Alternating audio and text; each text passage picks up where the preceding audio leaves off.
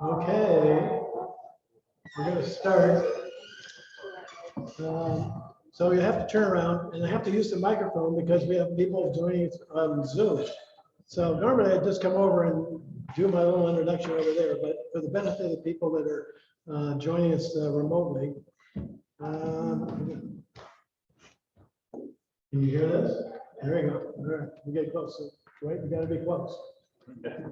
So I just wanted to welcome everybody. It's quite a nice day. Glad everybody has gotten here. Today we're talking about film and the art of film advertising. Specifically, we're here to listen to a story about film posters in the movie industry. And our speaker is Dwight, who a lot of people at Valencia happen to know. And he's come up from downtown. But he's going to tell us the history of this really fascinating art medium that I didn't know that much about until Dwight started teaching me. But he'll share an extraordinary collection of international film posters that he's put together over the years. He's going to tell us why posters have ascended from that basic advertising medium to what he references as soul capturing art, and I think we'll see that. So you know, he started his poster industry back at the Brooks School in Andover, where he began collecting movie cards, which I don't remember, but they were distributed in the movie theaters to promote future movies. So he started a collection there, and he's moved on to really a nationally recognized collection of movie posters. He recently exhibited at the Norton Museum of Art in West Palm Beach. And the event was the largest ever museum show for film posters, and really a landmark for this kind of art. I think it's been 40 years been working on this. 45 years. Dwight Rayleigh's been traveling around the US and the world, frankly, looking for these exceptional poster art. And I think you're going to find it, I'm looking forward to it. It's really a fascinating lecture. So after the lecture, we do have a table set up, and if you're coming in by Zoom, we'd like to hear from you, but you can purchase this book, and the club will bill you for that. So please welcome Dwight Cleveland. Thank you. Welcome. Thank you, Jed. That was great. It's great to be here. Thanks very much for having me. It's really an honor to be up at Valencia, and for those of you who know me well, know that I don't get north of Fullerton very often, but when I do, I want it to be like this because it's just a perfect day and a perfect setting. So thanks for being here and joining me on this little journey that I'll take you through. If I can get my thing going here. Whoops, where's Julie? Julie? She's not here. She needs to be here. It's this is not advancing. This is working. You might have to do it from here. I'll use yours. Mine doesn't advance. Oh, it doesn't? Oh. Technology is great when it works. Yep. Bear with us. You just have to. Do I hit, what do I hit? You can just,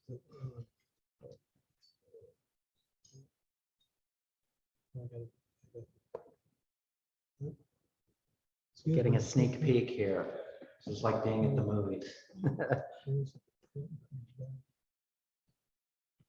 Wait, oh, here, wait, this is, now I'm working. Okay, yeah. All right, All right, good. here we go. Okay, sorry about that. Technical difficulties always. So I've been doing this for 45 years.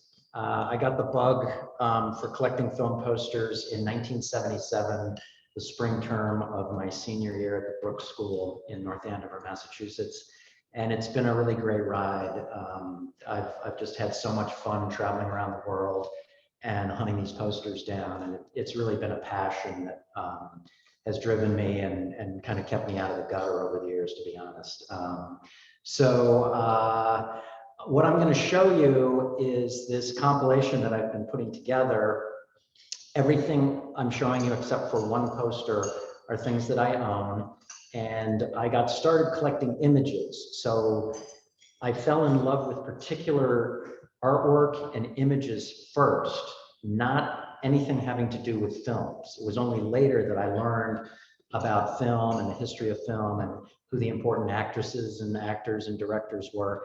And that's different from most collectors. Most people are in the film business. They have a favorite director, they have a favorite movie star or film genre like musicals. That was not me at all. If I fell in love with the artwork, then I attacked that poster. And if I didn't, I wasn't interested in it. And that's what really enabled me to expand into international posters, because I didn't discriminate from country of origin.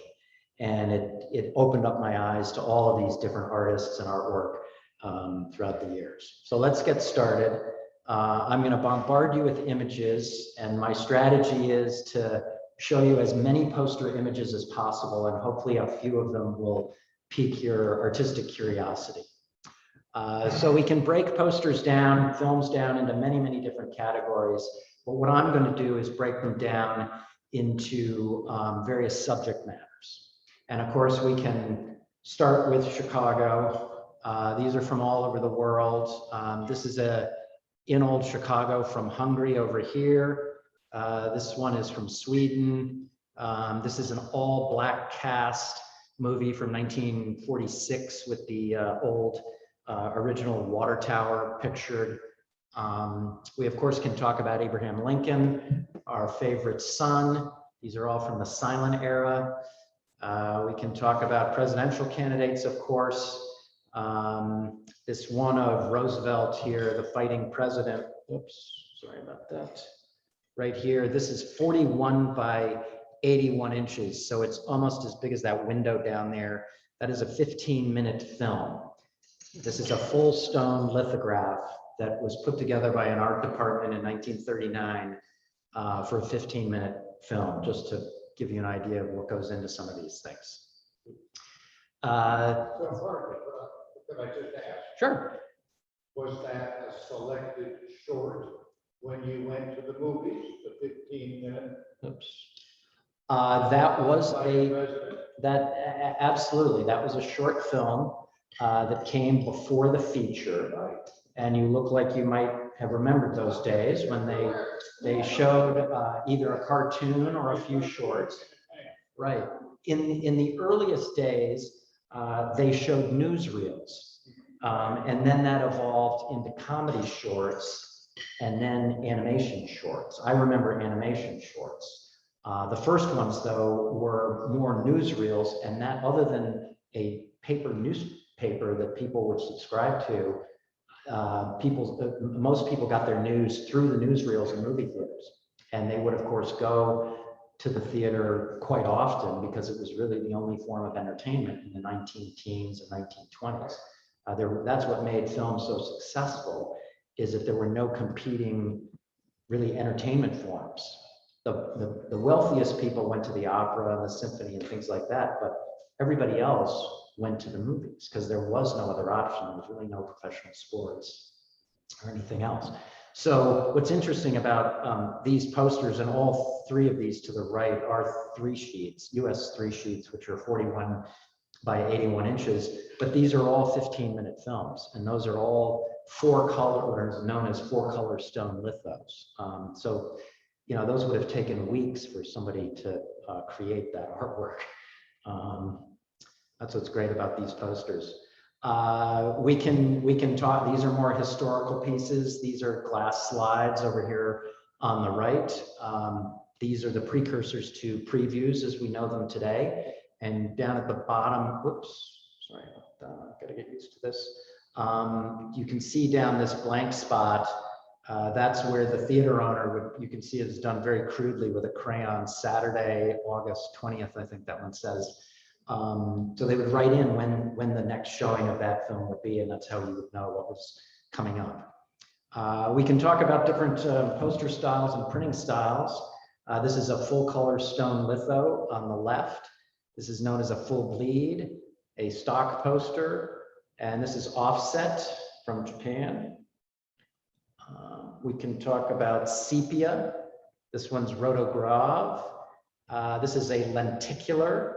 It's a 3D, 2-dimensional image, which is really cool. This is, oops, I'm so sorry. This is a photo montage, another one, arsenic and old lace from Japan. And this one is a, what I call immediacy.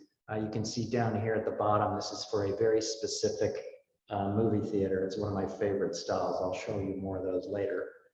We can talk about the importance of the diagonal in design. Some of you remember Betty Grable and her famous $1 Million Legs. You can see how effective this advertising campaign is on the diagonal. Let's see, Footlight Parade, 1933 pre-code movie. You can see how effective these are naked bodies with Jimmy Cagney in black tie. You can see how effective that is. The Virginian, this is Gary Cooper's first talking film. Victor Fleming later did Wizard of Oz. This is from 1929, but you can see how effective this diagonal is in communicating the message of these. We can talk about stone lithography companies. Most of these were in Cleveland, Ohio, Morgan, Minor, Tooker down here are the big 3. Some of these are foreign brands. They all have their own styles. We can talk about typography. These are really interesting from the earliest posters. They were all hand lettered by an artist who created these different styles. A computer could never do this. Look at this G right here in Cagney. Just such an unusual design that all of these were hand done. We could talk about artists who design specific posters, and most of these are from outside of the United States. There are really only a handful of posters that were designed by a specific artist where they designed the entire poster. That was very common in Europe. If you think of Jules Cheret and Toulouse-Lautrec, where they're given complete control over the poster, that was very much a European tradition. In the United States, these posters were designed by committee, and someone was in charge of the lettering, someone was in charge of the title, someone was in charge of some of the artwork, and then there was a lawyer who would come in and say, okay, well, his name has to go above hers, and this person's contract says that their name goes above the film title, not below, and all sorts of things like that that control the artwork. So these are some of the big ones. This is Frank Petty down here, who was a famous caricaturist, which some of you I know are familiar with during World War II. This gets to one of my favorite categories, immediacy. So these are all very, very specific. These were used at a very specific time and place. The top ones are snipes. These were used during a 3-month period in the transition between silent films and talking pictures. And some films, of course, had already been made and were in the can and released in theaters And then the technology of talking pictures came out, and they had to slap one of these snipes up on the poster and they did a quick, score. Sometimes it was just music, but they called it a musical, or they called it a talking picture. So these are incredibly rare. I've never seen these ever before. These others, you can see, this one is an American window card. It's got the specific theater and time and place. Here's a Hungarian poster with the same style thing. A lot of these down here have a specific one. This is blocked, but this one is from Dallas, Texas. And let me talk about this. Let's see, this one we can read. It's in the West End, September 15th, and all over London from September 18th. So that puts that poster in a very, very specific time and place. This is one of my prizes, this Casablanca. It's a duofolio from Italy. And whoops, what happened? Uh-oh. I don't know what I pushed. Do you know how to get out of this? So this Casablanca poster has some censor stamps right there. And in Italy, they figured out, this is a real estate play. They charged money for the better location of posters where there was advertising. And so those censor stamps are proof that the studio paid the tax to have that poster put up in a very specific place. So I got started with lobby cards, which are 11 by 14 inches, and they come in sets of 8. And these would have been displayed in the lobby, as you can imagine, of a movie theater. You would have bought your ticket, gone in and waited for your show to begin, and you'd be milling around in the lobby, and you'd have an up-close view of these.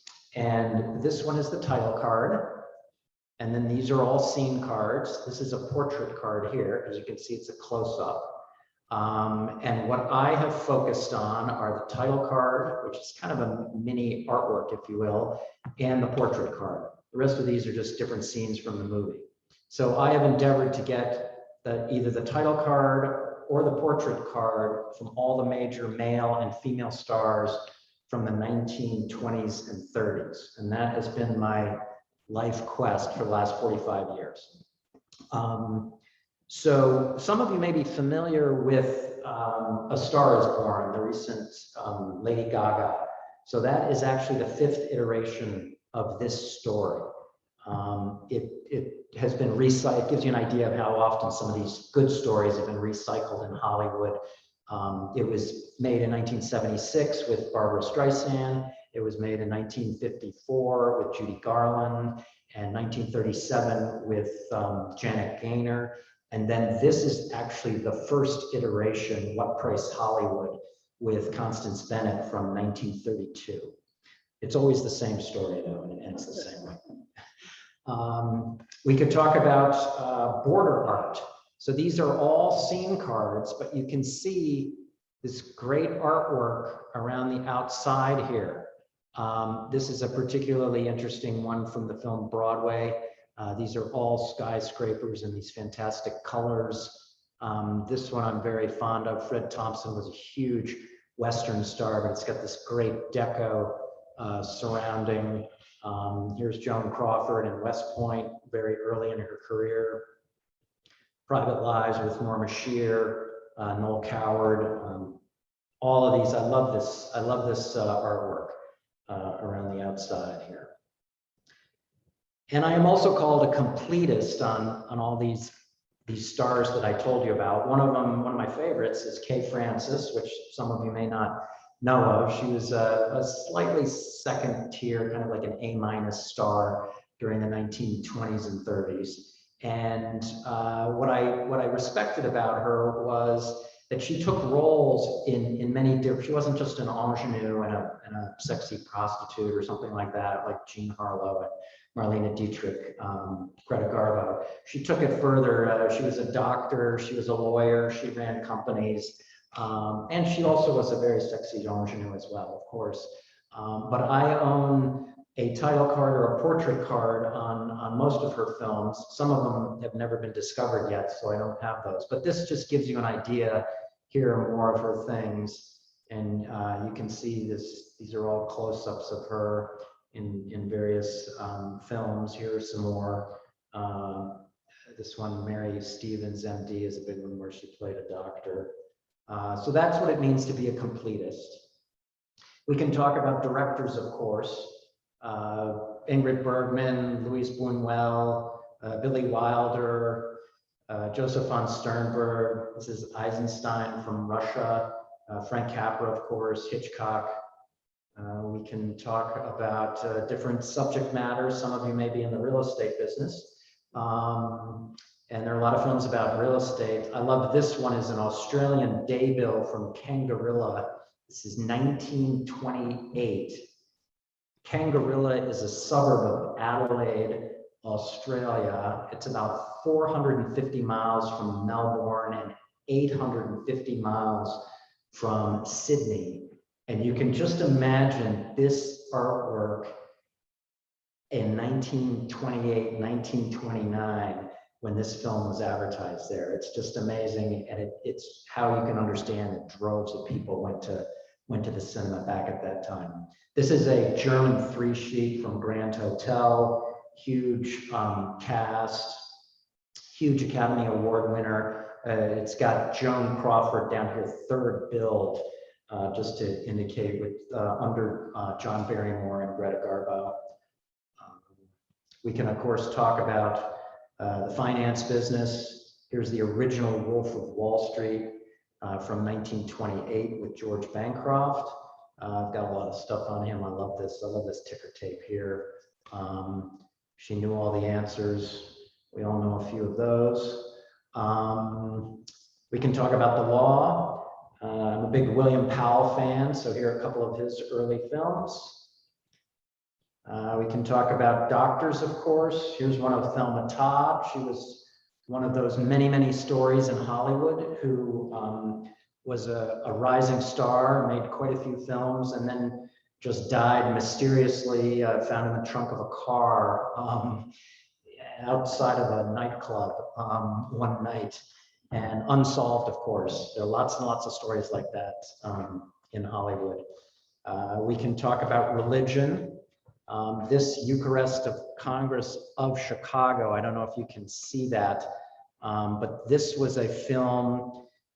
There was a Congress, a World Congress in Illinois in 1928, I believe, and they filmed it. And this is actually a picture of Soldier Field. Some of you can recognize this, but there were hundreds of thousands of people in Soldier Field, and there's a mention here of Cardinal Mundelein. So some of you are familiar with that location here in Chicago. This is a slide of some Jewish films that there was a specific Jewish subcategory of film during the 1930s, just like there was a specific category of only Black oriented films that were made for those particular audiences. We can talk about male stars, of course, some of the big ones: Doug Fairbanks, Gary Cooper. Here's someone you can recognize. I love this Schwarzenegger poster from Britain. Some of you, I don't know if you've seen Gunga Din, but this is a great 3-star film with Cary Grant, Victor McLaglen, and Douglas Fairbanks Jr. Doesn't get any bigger than that. Here's some other male stars, some Westerns, of course. Gary Cooper, this is an Italian or a Spanish 3-sheet.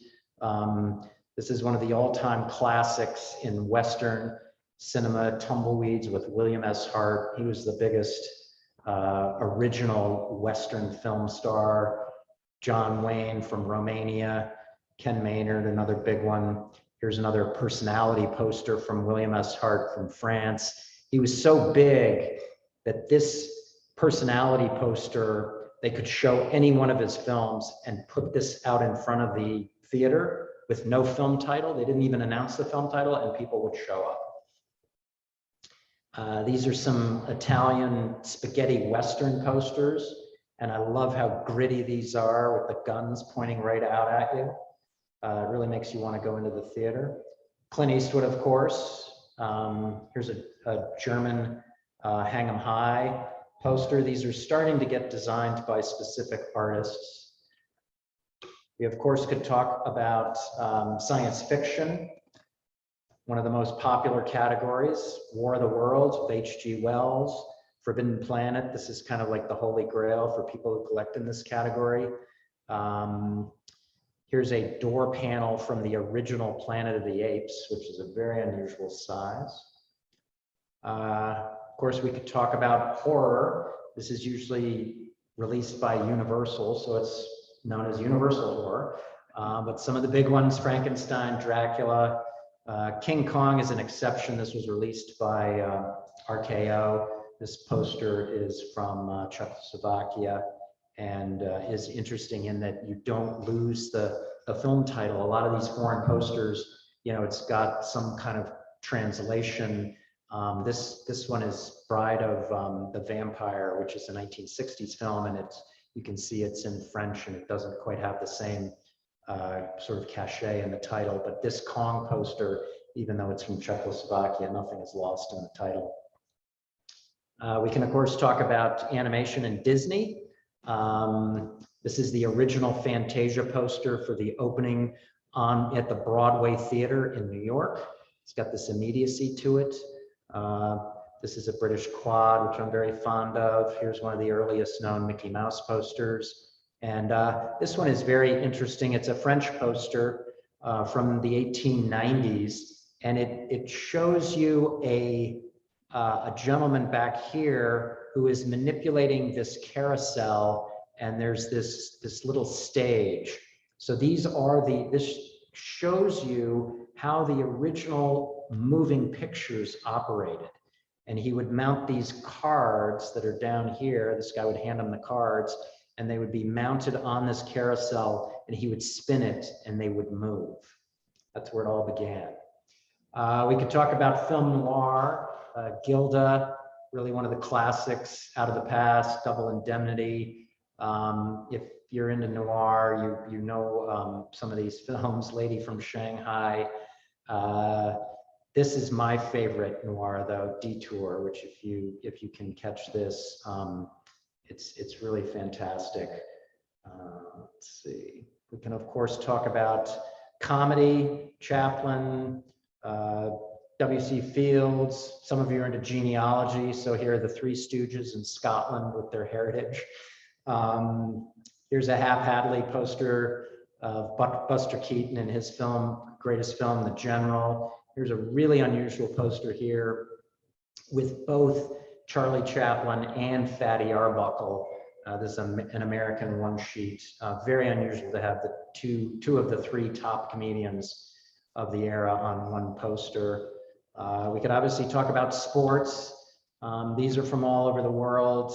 Endless Summer is sort of like the classic surfing movie from the 1960s. Here's the former governor of California. Rodeo, of course, baseball for Yankee fans. This is another short film of Red Grange and the Chicago Bears. Most of these are all one of a kind. This is an American one sheet. We can talk, here's some these are posters that were created. They're all black cast for a specifically black audience. Joe Louis, Stormy Weather. This was really the first major feature film that transitioned. It was released by 20th Century Fox in 1940. And that's really where films started to get integrated with films like that. This is the rare scene card from Gone with the Wind. I have a whole set of these, the entire set of 8, but this is the last card of the 8, and it pictures Hattie McDaniel down here in the lower right corner. She went on to win an Academy Award for Best Supporting Actress. So when she collected her award, she was all the way up in the balcony in the back seat, and they had to, or in the, all the way as far back as you could get in the auditorium. They had to wait about 20 minutes for her to get down to the stage to collect her her award, which just shows you how things have changed over the years. We could obviously talk about musicals, a lot of great things here. More musicals. This is a Holy Grail piece down here from Spain. This is Flying Down to Rio, which is Fred Astaire and Ginger Rogers' first film. This is the Czechoslovakian cabaret that I put on the cover of my book, which I really love. We could talk about leading ladies, of course, the big ones from the 30s and 40s. Jean Harlow and her big film, Hell's Angels. Here's another Grand Hotel with Greta Garbo, Liz Taylor, of course, Brigitte Bardot, Rita Hayworth, Mae West, of course. This is a 3-sheet with this great outfit. Veronica Lake in Sullivan's Travels, Marilyn. The list goes on and on. Carol Lombard, one of my favorite stars. Betty Davis, of course. Dietrich. This one down here is interesting. This is Joan Crawford and Letty Letton, a film that was in very narrow release because they got into an argument over the copyright. Big surprise. This poster is a 2-sheet from Germany and Hungary. And it is really a film that launched her career, but it's a lost film, and there are only a couple of copies of it. But this poster is even rarer than the film. We could talk about more leading men, of course: Cooper, Gable, Cary Grant, Doug Fairbanks. This is a trolley card from San Francisco for the Warfield Theater. These were put up above the seats on a trolley. It's 2 colors silk screen, very unusual piece. So some of you know that my wife is Hispanic, and I had never heard of Maria Felix until I married Gabriella, but she was the greatest Hispanic actress in the world in the 1940s and 50s. And she had the wherewithal to stay in Mexico and not move to the United States and become a big star, like her competitors, Lupe Velez and Dolores Del Rio, who sort of were a novelty when they first got to Hollywood, but then they just kind of drowned in with all the other beautiful women. Maria Felix never bothered to learn English, and she stayed in Mexico, and she traveled the world and became a much bigger star having done that. So I have lots of things from her. Hers is this, her famous film is Doña Diabla. So these are from, this one's from Mexico, this is from France, this one is from Italy, and this is my favorite one from Turkey. There's usually just one poster that kind of strikes my fancy from any of these films from around the world. And quite frankly, my budget sort of limits me to one poster that I really love. But here's a film, and forgive the politics here, but because this may not be your favorite star, but I do love the artwork on these Barbarella posters, and they're from all over the place. This is from Czechoslovakia. This is the British Quad. This is the Argentinian poster. This one is from Brazil, Japan, and Italy. And I really can't decide which one of these I prefer. So I've just collected all of them. Here's another one in that same category, Gloria Swanson, Sunset Boulevard. This is the American poster. And most of you, I'm sure, are familiar with this sort of the twisted storyline, which is communicated through this film reel. This is the Swedish version, the German version.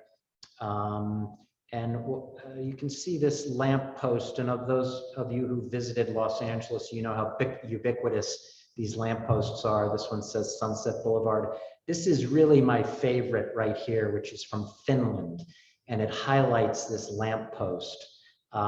This one is hard to beat, though. This is the Swertzy designed poster from Poland, and it really communicates the message of how crazy this character is. We can talk about women as in hierarchy. So some of these can show you how sexuality was used to sell films. Jane Russell in The Outlaw, a classic. This Attack of the 50-Foot Woman. Here's a great film noir. I love this. You know, this buxom Peggy Cummings with 2 pistols and a cigarette hanging from her mouth. That can be very compelling. This one is interesting down here. This is a mini window card from Bordertown. And as I was describing earlier, the lawyers got involved in this. And Paul Muni, who most of you probably don't recognize, you might, but there was a time in the early 1930s, which is when this film was released, when he was the highest paid man in Hollywood. He made more money than the President of the United States. And his contract, as a result, said that his name goes above the film title. And unfortunately, the computer is blocking this, but trust me when I tell you this says Betty Davis right down here. So and you can see indistinctly here Betty, but her contract didn't call for her to go above the title; it was below the title. But you can see what the artist did here, because when you look at this poster, you can see how dominant she is. You barely notice Paul Muni up here in the left corner, and there's just this amazing, sexy body shot of Betty Davis. Now, here's one of your talking points for the day. And this is when you run, and I know there are no feminists who live in Lake Forest, but in case you get downtown and you run into somebody who's super liberal, here's what I want you to talk about. This is Dorothy Arzner. She was the first director, the first female director of a talking picture anywhere in the world. She made 20 films between 1928 and 1952. So her career was about 20 years long. And she collaborated on a number of other films. But she is very prominent in the film world. And she made some great films with some of the biggest stars in Hollywood. Rudolph Valentino in Blood and Sand. Here's Kate Hepburn and Christopher Strong. Clara Bow, who was one of the biggest stars of the 1920s. Here's Joan Crawford again in The Last of Mrs. Cheney, Claudette Colbert. And this is one of my all-time favorite pieces, Manhattan Cocktail. This is a title card from 1929, and it's got this amazing cityscape with this great hand lettering. Here are some more female stars. Let's see what we got here. Here's Loretta Young, and I guess these are more, here's Jean Harlow and Redheaded Woman, her big film. More female stars, Jean Harlow, Myrna Loy, one of my favorites. This is one of Gabrielle and my favorite films, The Awful Truth. Romantic comedy from 1937, Leo McCarey. I highly recommend that. It's better than It Happened One Night. Whoops, I'm going in the wrong direction here. I'm gonna skip this one. More foreign posters. My Fair Lady from East Germany. Got too many slides. I want to get through these. Let's see.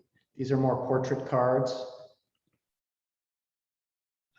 More portrait cards. More portrait cards. Steel.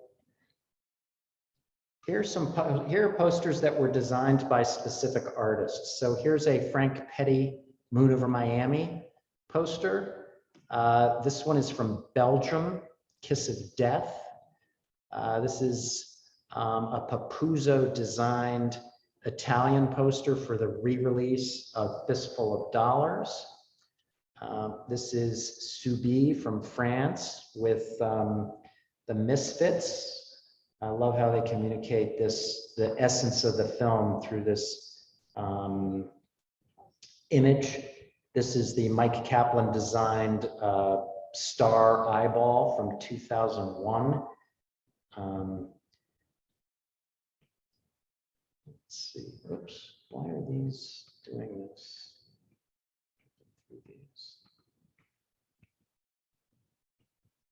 Having a little technical difficulty here. Godfather is another poster that I love from around the world. This is the famous wedding scene. This is probably the most sought after piece from The Godfather. I happen to love these British posters down here with this blood red portrait of Marlon Brando. This is a photograph that was turned into this was an Italian photograph that was turned into a Japanese poster.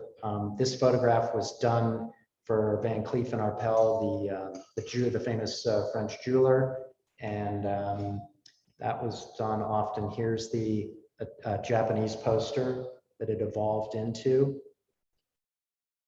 This can show you some of these, what's good and bad. This is the American Rocky poster, 1976. Here is the Romanian poster, and you can see these stars in the gloves. It's got a nice artistic bent to it, excuse me. Here is the Czechoslovakian poster. You can get a feel for Sylvester Stallone and what he's been through in this film. You can see the rope motif over here, which I rather like. But it's really this Polish poster on the right that is so outstanding.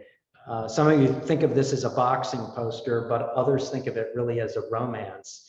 And this Polish artist has really captured it with these two intertwined boxing gloves, seeming boxing gloves into a heart.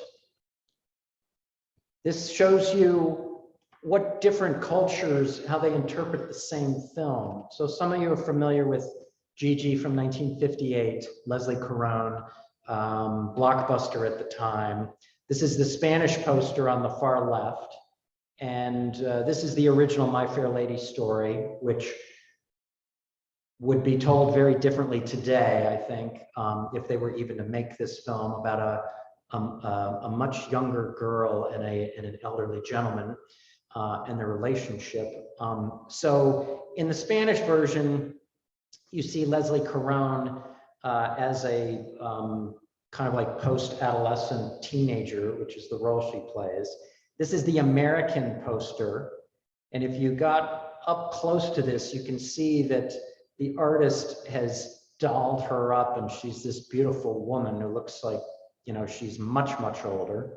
And then we have this abstract over here on the right, which is the Cuban poster, which communicates a completely different message for this movie. So over the course of different continents, we can learn different things about ourselves and about how these different cultures interpret us. Most of you have seen Psycho. If there was ever an understatement of a film, a new and altogether different screen excitement is the tagline. I don't know if that would really sell a film these days, but if you've seen the film, this really communicates. This is from Romania, and it really communicates the pathos of the Anthony Perkins character. These are more posters from all over the world. This Japanese 2000 Leagues Under the Sea by Jules Verne is a favorite. This is another one, For Whom the Bell Tolls, from Mexico.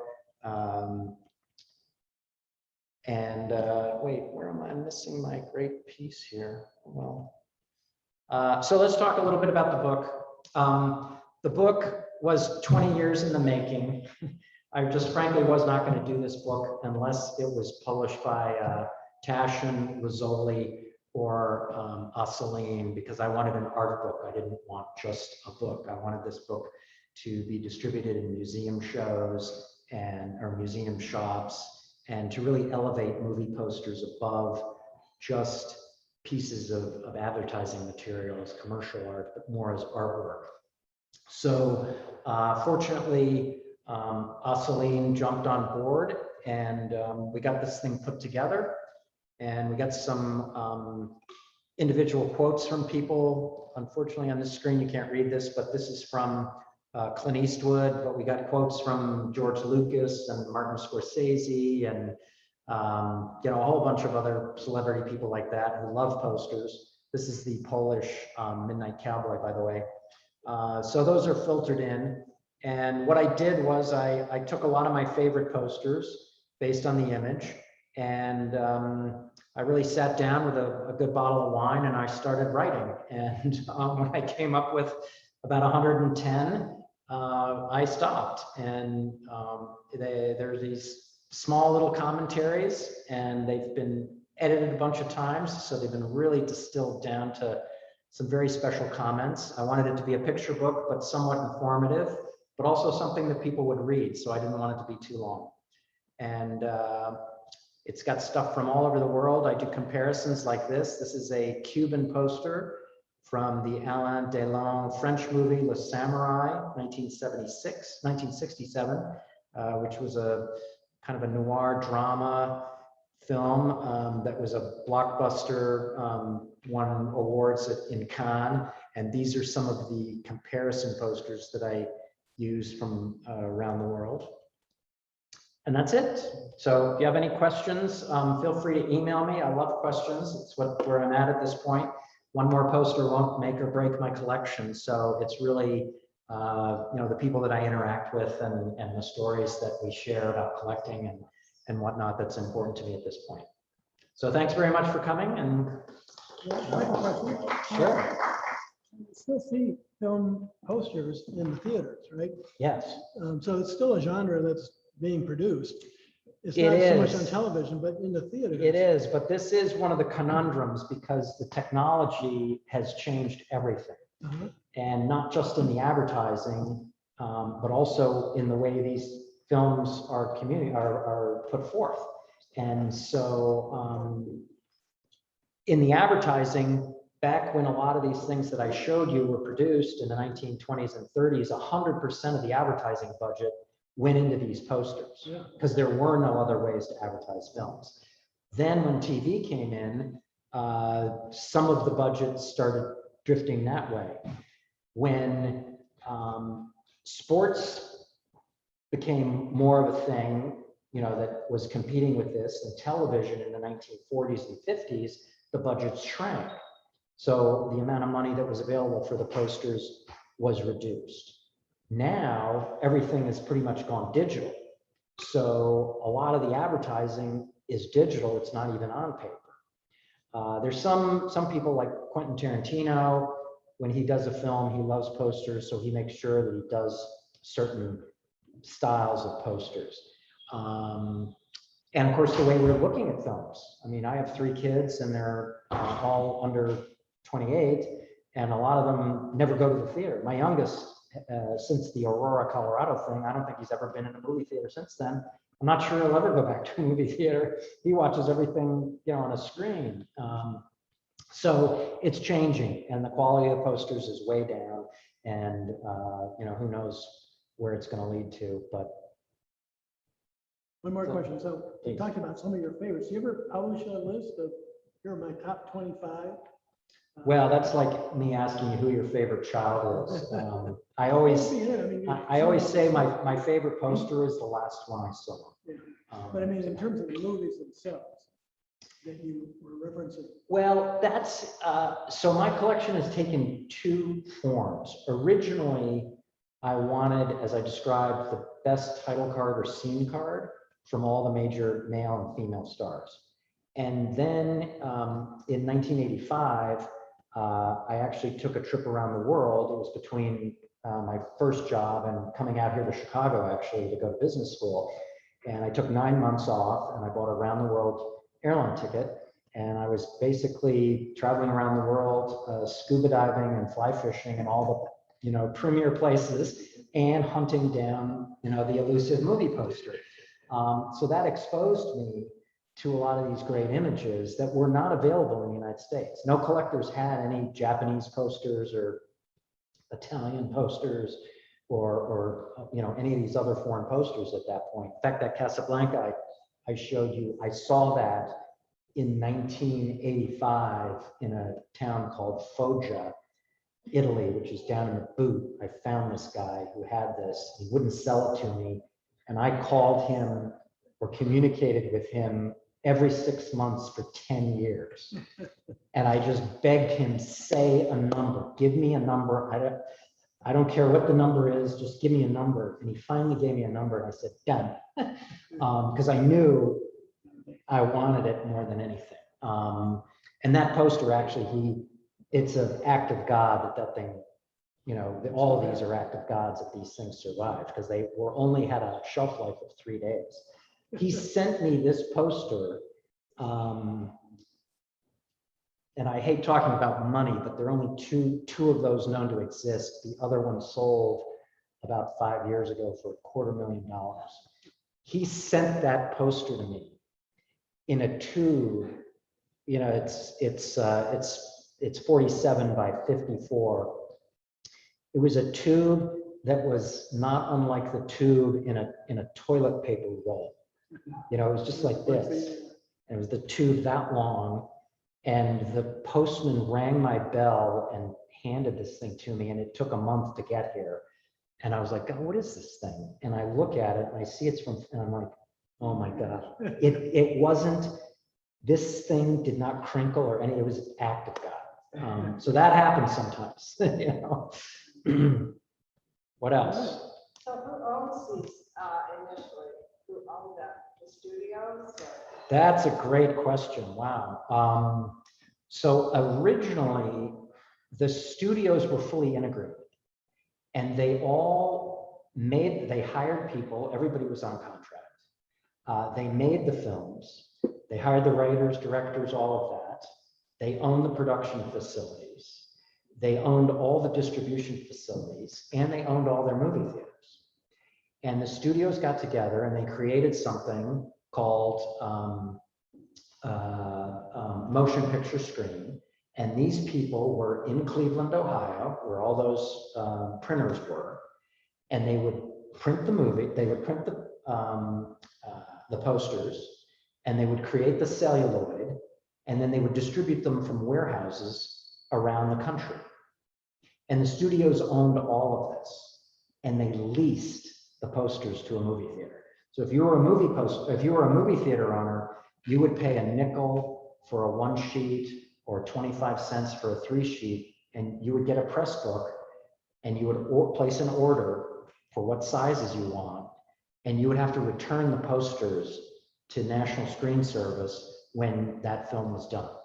And some of these, the celluloid was shipped in these big lead containers, and on the side was a pocket, and they would stuff the posters in the pocket when they were done, and they would ship them down the road, because these films only showed for 3 or 4 days. That was it. And then they would go on to another theater.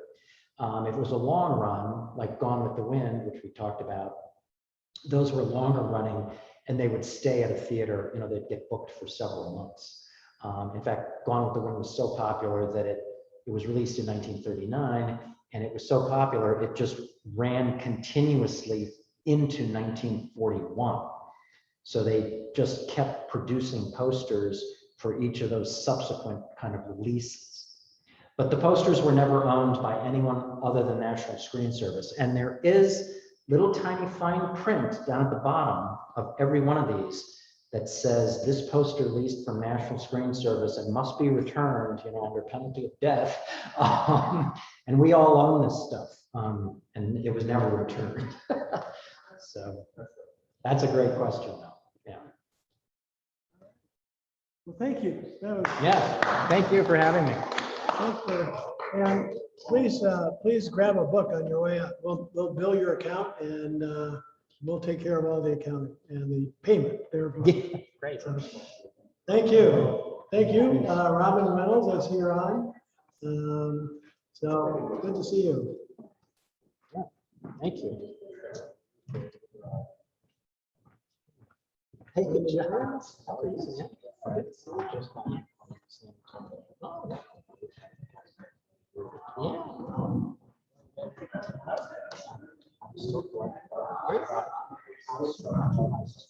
Wow, do you really?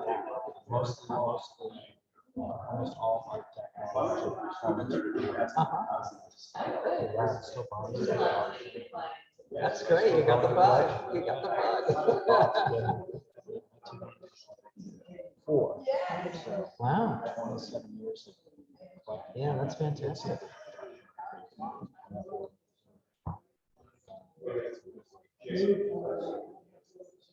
Mostly.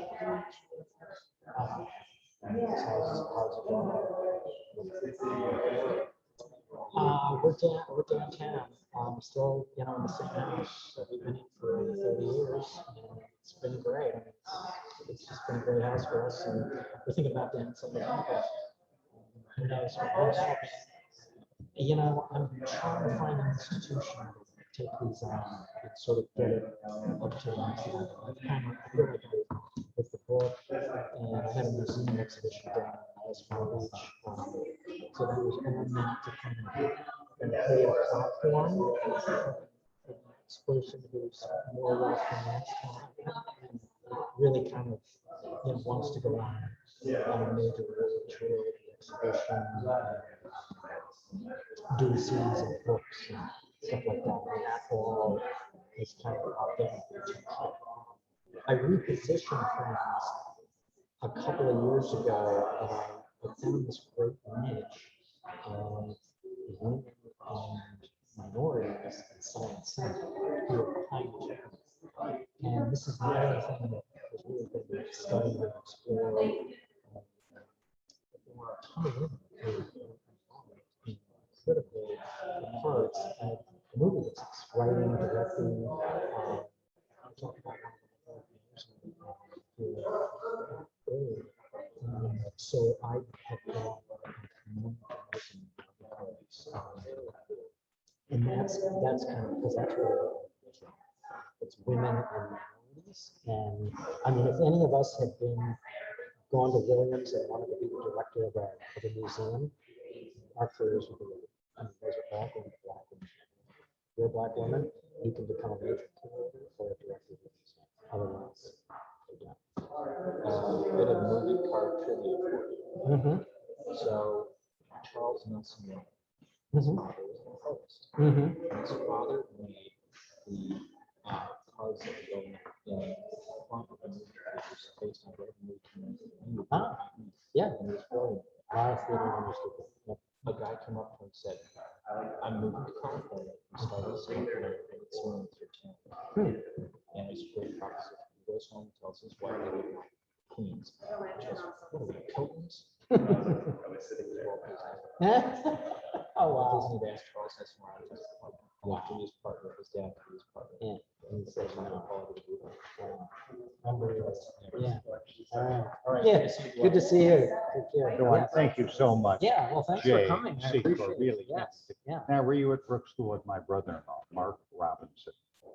Mark Robinson I in think my you- class. Yeah, I he was in my going to class. say, you Yeah. guys are about the same. Oh, yeah. He was in my class. Mhm. Very charismatic guy. Yeah, he's just retired Incredibly in the charismatic. Episcopal priest Right. business. Right. Something perfect for him. A Oh, pulpit he- where he could He was, project. yes. He was really one of those guys who just knew was going to be like He's up pretty in good front of a in, group. he's and- pretty good in the pulpit. Yeah. And he is. went in his, came to Brooks before going to seminary Oh, right. and worked for a guy named George Vaught, who you would remember, Right. who was the chaplain. Yeah. And that was really how he got his taste for the ministry. It was Wow. back at Brooks. And where's he? Where's he located?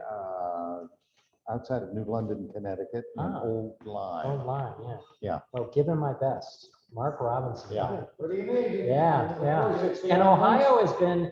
I will tell this group.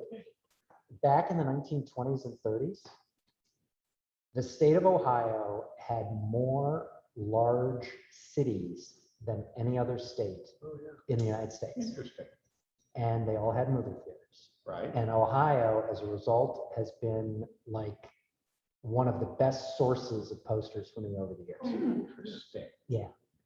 Dayton, Cincinnati, Columbus, Yeah, that's. you know, pretty- on and on, that these is cities true. that we don't think of as big Sure, cities now, right, right. Toledo, Yeah, where you right. are. But back in the 20s and 30s, they were big cities They and certainly they were were. on the map and they were Yeah. close to the East Coast Yeah. because everything was starting to come west. And, you know, Ohio is like my favorite state. Interesting. Yeah. Awesome. Right. Thank you. Yeah, okay. We're headed back. Okay. Well, thanks for coming. Yeah, it was awesome. Yeah. I have a question. So, like, well, how do you, how do you display those? Like, how do you put together this in a box, like top? Well, loaders, I'm like- gonna invite you guys over to Okay. my house and I'm gonna show you. I do have stuff framed. Yeah. and my preferred method is Yeah. like an old thing. They're all in it. And they move around. Yeah. And so there's. Like that thing, right up against it. You could have put like Or a top the- loader. You know, these have a mat around the artwork. Yeah. And it pushes it back against the backing that's behind that. Yeah. So what I've done is cuts out. And the poster, it's all acid free. Yeah. They're floating inside the box. And it's amazing because, you know, these are all stairwell. And depending on the humidity and everything and the time of year, it's like this part is falling out this way and it's in, and then, you know, 6 months later, it'll change. And it's really interesting, but that's sort of what I do. Yeah. And it's also pretty easy to think of like four screws. Yeah. You know, that's big, Yeah. that hold the whole thing together, and so I can rotate stuff.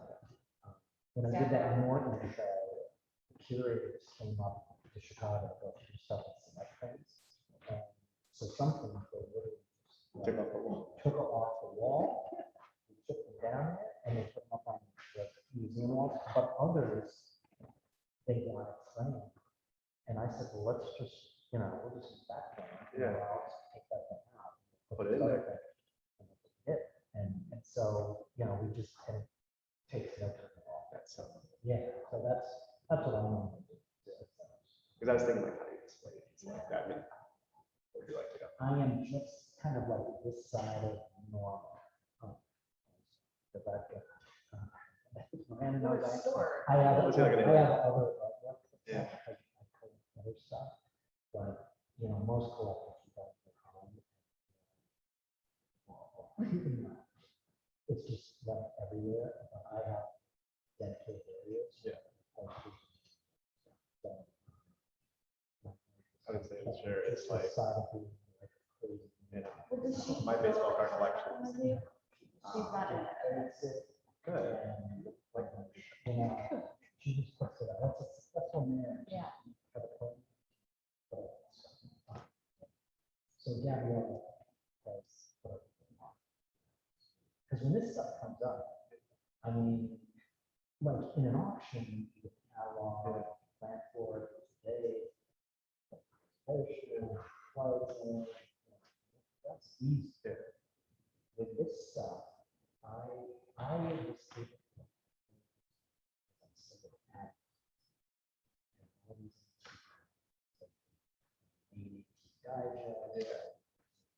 I buy posters. And I got posters, I was supposed to pay. I started doing this. Little costs, like $5 for a month. And I paid.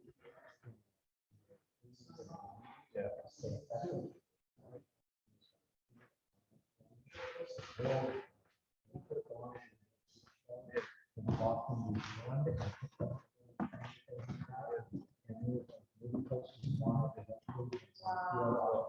And so people would send stuff to me. So when I get a phone call. I can. I called me, so I got this stuff. And I was calling. And I was like, all right, you get them off. And I literally, I keep a bag